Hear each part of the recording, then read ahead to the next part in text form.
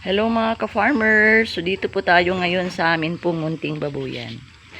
So, ano nga ba yung dapat nating gawin kapag tayo po ay magpurga? So yung practice po namin dito po sa amin munting babuyan is unang-una po is nire-reduce po namin yung kanila pong kakainin. Ito, half. Kumbaga, kung nakasanayan nilang kainin ng isang araw is nasa 16 kilos, 8 kilo lang po ang ipapakain namin. At hatiin po namin ito sa 3 beses.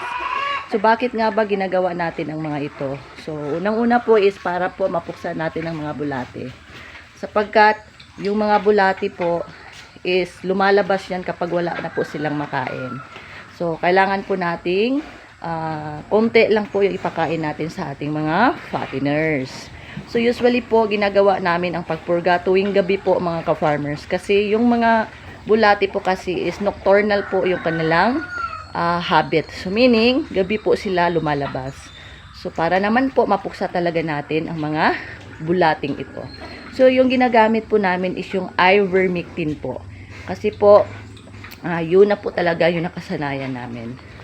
So, ito po, yung aming mga fatteners. So, maybe by January, by God's blessing, by God's grace, maibenta po natin ito sila.